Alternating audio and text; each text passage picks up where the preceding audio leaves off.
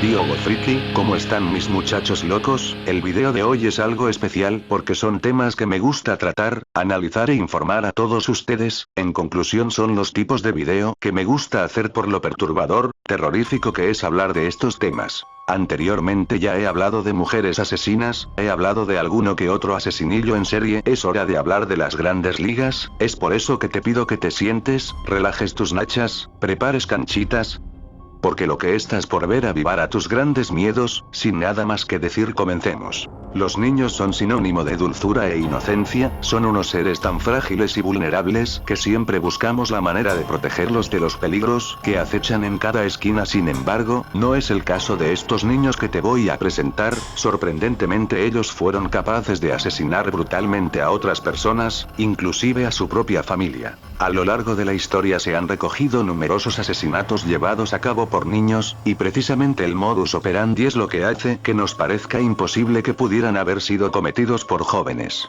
Sin embargo, lo que más preocupa es que año tras año el número de niños asesinos aumenta. La lista es larga, es por eso que dividí este caso en dos vídeos, o sea, este será la primera parte.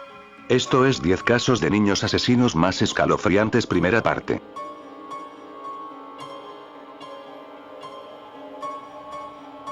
Eric Smith.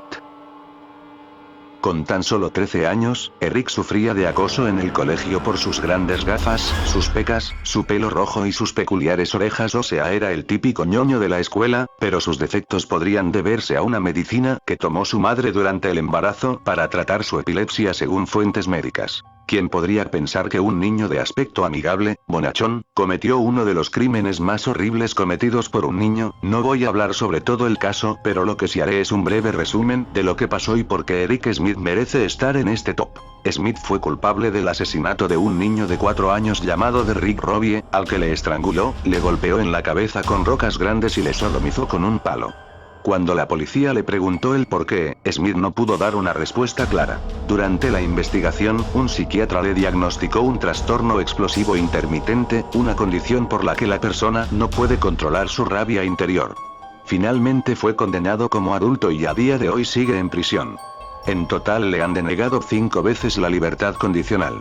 Eric Smith fue un niño como todos nosotros, fue víctima de bullying, no pudo controlar sus demonios, y la ira que almacenaba en su interior un día explotó y cometió el asesinato más sonado de la época. Actualmente tiene 37 años y sigue en prisión.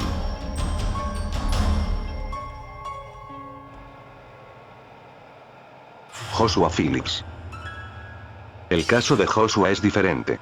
Lo que comenzó como una limpieza rutinaria acabó con un niño de 14 años sentado en el banquillo de los acusados. La señora Phillips, madre del pequeño, se encontraba limpiando el cuarto de su hijo mientras estaba en la escuela, cuando se dio cuenta de que había un charco junto a la cama de agua, y buscó alguna fuga. Después encontró unas cuantas bandas de cinta aislante, que comenzó a retirar poco a poco. La sorpresa vino cuando, tras retirar toda la cinta, encontró el cuerpo sin vida de Maddie Clifton, una vecina de 8 años que llevaba 7 días desaparecida. La gente del barrio y en especial su madre no podían creer que Joshua hubiera cometido el asesinato, ya que incluso participó como voluntario para buscarla. Como era menor de edad, ya que tenía 16 años, no pudo ser condenado a pena de muerte, pero sí fue encarcelado de por vida sin posibilidad de lograr la condicional. Todavía hoy se desconocen las causas por las que Joshua cometió el asesinato. En el juicio dijo que le golpeó sin querer con una pelota de béisbol y tras ver que estaba fría, se asustó y la escondió. El juzgado nunca se creyó esa historia. Actualmente Joshua se encuentra en prisión, trabaja como asistente legal ayudando a otros internos con sus apelaciones.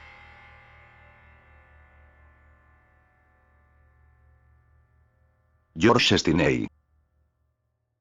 Por un momento pensé en no poner este caso a mi video por la simple razón de que es muy compleja y extraña, además por ser algo que pasó hace muchos años, pero leer e informarme del tema hace que esté en este video. En junio de 1944, George Stinney, de 14 años, batió el récord por ser la persona más joven en ser ejecutada legalmente en Estados Unidos de todo el siglo XX.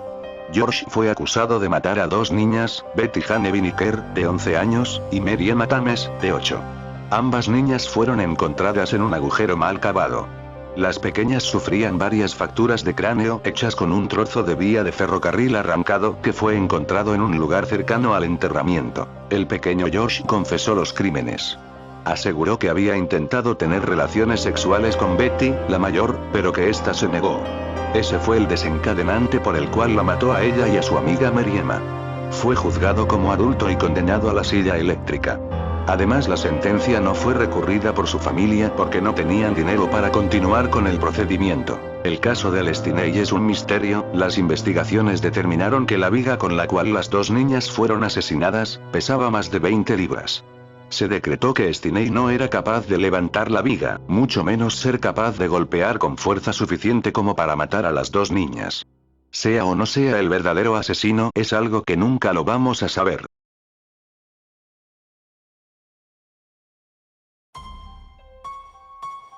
Craig Price.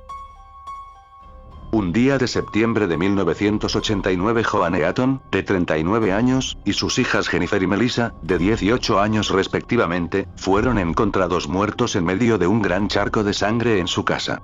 Fueron tan brutalmente asesinados que el cuchillo se partió en el cuello de Melissa. La policía informó que el padre tenía unas 60 puñaladas por todo el cuerpo, mientras que las niñas tenían unas 30 cada una. Las autoridades estaban seguros de que se trató de un intento de asalto, ya que el cuchillo pertenecía a la cocina de los Eaton. También creyeron que se trataba de alguien del vecindario que también habría sufrido alguna herida durante el forcejeo. Y finalmente así fue. Craig fue encontrado por la policía con unas vendas en las manos, a lo que respondió que se había pillado las manos con la ventanilla del coche. Evidentemente la policía no le creyó e investigó el caso, aunque poco después fue el propio Craig el que asumió el asesinato y otro que tuvo lugar 2 años atrás en el mismo barrio. Finalmente fue juzgado y a día de hoy sigue en prisión. Este caso no cabe duda de que no se trató de algún niño psicópata o de un enfermo mental, se trató de un criminal, alguien sin miramiento que puede cometer delitos sin remordimientos.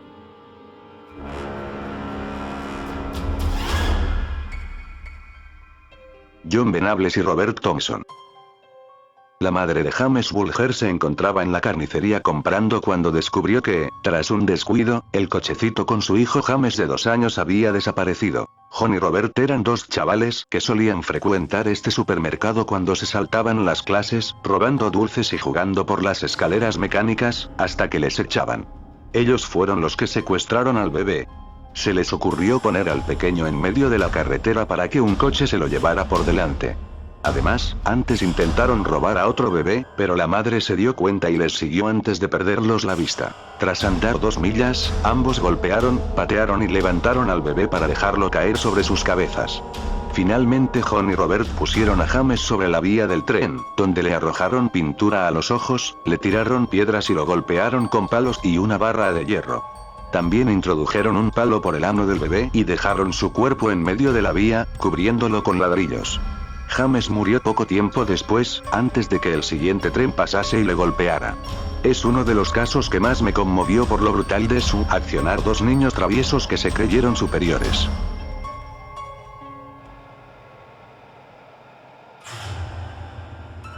Graham Young. Desde pequeño a Graham Young le fascinaba la química y los efectos que determinadas sustancias provocaban en las personas. Su otro gran interés era idolatrar a asesinos de la talla de Crippen, William Palmer o Adolf Hitler. Con tan solo 14 años empezó a experimentar con sustancias. Generalmente mentía sobre su edad y alegaba que las sustancias eran para algún experimento de clase. Sus víctimas, familiares y amigos. Primero su padre se puso enfermo, lo que parecía un virus. Después la misma enfermedad atacó a su madre y a su hermana. Los 3 sufrían diarrea, vómitos y dolores corporales continuos. En 1962, la madrastra de Young murió envenenada. Con tan solo 14 años Young sabía sobre química más que un titulado universitario. A veces el veneno le afectaba a él, ya que olvidaba sobre qué comida lo había colocado. Young fue descubierto por un profesor del colegio que le abrió la taquilla, y encontró botellas con veneno, artículos sobre prisioneros famosos por asesinato y bocetos de dibujos de personas muertas. Ante ello, llamó a la policía y Young fue enviado a un hospital mental de máxima seguridad, donde siguió probando con el personal del hospital y sus compañeros, causando la muerte de uno de ellos. A los 23 años fue puesto en libertad, pero su obsesión por el veneno no cesó, y fue contra sus compañeros de trabajo. Finalmente fue detenido por estar en posesión de antimonio, talio y aconitina, y murió años después en la cárcel por un infarto.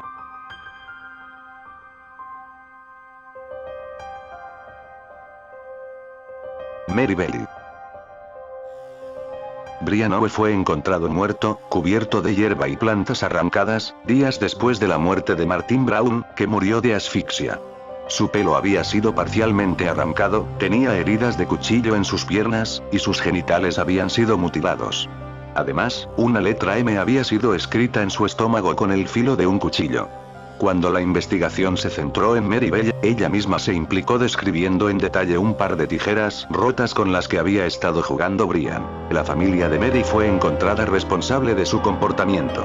Su padre, o quien ella pensaba que era su padre, Billy Bell, era un criminal habitual que había sido arrestado por robo con intimidación. Mary dijo que su madre Betty, que era prostituta, la había forzado a tocar sexualmente a algunos de sus clientes desde que tenía 4 años. Mary terminó en un reformatorio en el que ella era la única chica a la edad de 11 años. Fue puesta en libertad 23 años más tarde, en los que luchó por su anonimato y el de su propia hija. La vida mundana de su familia influenció en el comportamiento de Mary. No justificó su actuar, pero es importante que la familia sea un modelo a seguir de un niño, y en este caso no lo fueron.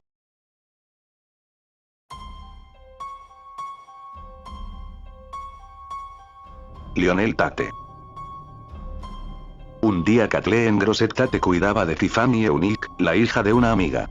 Al sentirse mala, Kathleen subió a acostarse un rato en la cama, mientras dejaba a la pequeña Tiffany jugando con su hijo Lionel, de 14 años.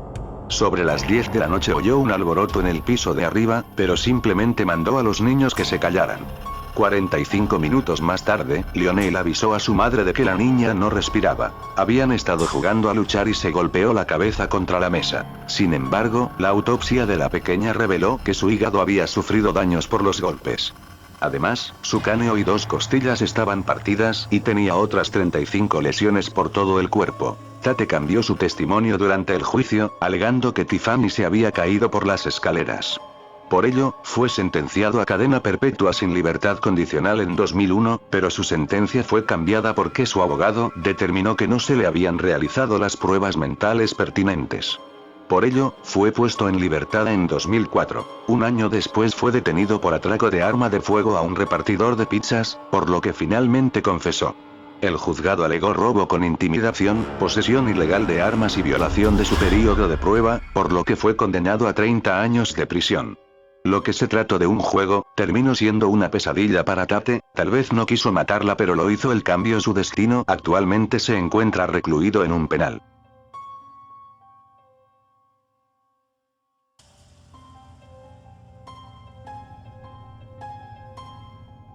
Jesse Pomeroy. Nacido en 1859, ha sido la persona más joven en ser acusada de asesinato en primer grado en la historia de Massachusetts. Pomeroy empezó a actuar de manera cruel con otros niños cuando tenía solo 11 años. En una ocasión se descubrió que había secuestrado a 7 niños, los había atado y torturado hiriendo sus brazos y piernas con cuchillos, además de clavándoles agujas. Fue internado en un reformatorio, donde debería haber permanecido hasta los 21 años, pero que, debido a su buen comportamiento, salió un año después de entrar por buen comportamiento. 3 años después secuestró y mató a Katie Curran, una niña de 10 años, y a otro niño de 4 años cuyo cuerpo fue mutilado y encontrado en la bahía de Dorchester. Aunque no le pudieron culpar de la muerte del niño, sí fue en el caso de Katie, ya que encontraron su cuerpo en el sótano de la tienda de ropa de la madre de Jesse. Fue sentenciado a cadena perpetua y enviado a prisión, donde murió a los 72 años. Este caso hace que me haga una pregunta: ¿los delincuentes, criminales, psicópatas se hacen o nacen? Llevé un curso de criminología en la Facultad de Leyes. El delincuente nato es una teoría de César el Hombroso. No voy a explicar toda esta teoría, pero sí diré que hay factores desde rasgos físicos hasta personalidad hacen prever que una persona puede ser un despiadado asesino.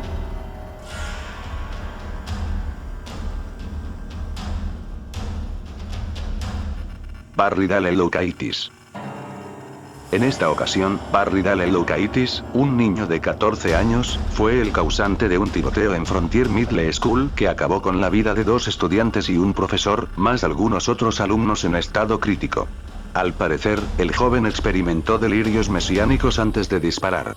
Estaba vestido como un pistolero del lejano oeste y estaba armado con un rifle de calibre 30, una pistola de calibre 357 y una pistola de calibre 25, que pertenecían a su padre. Los estudiantes del colegio fueron retenidos y amenazados con otro tiroteo durante 10 minutos hasta que un ayudante de gimnasio enganchó al chico y lo redujo. Se cree que, tras el historial de trastornos mentales que hay en su familia, Barry pudo ser influenciado por el videoclip Jeremy, de Pearl Jam, donde se muestra a un joven cometiendo un suicidio en frente de sus compañeros de clase. Actualmente el joven se enfrenta a 2 sentencias de cadena perpetua y a 205 años de prisión adicionales.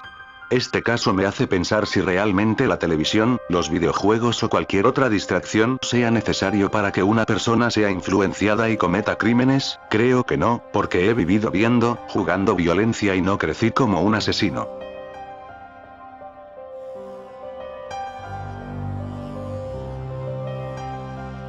Bueno mis muchachos locos, eso es todo por hoy, ha sido un video muy perturbador, he tenido que leer e investigar, hay muchos más casos pero como lo dije desde un principio, es la primera parte de este tema. Si el video te gustó dale like, suscríbete a mi canal para ver más videos, comenta en la caja de comentarios, dame tu opinión qué te pareció mi video, dale click a la campanita de notificación para que no te pierdas mis vídeos de estreno. Sin nada más que decir los espero en un próximo video.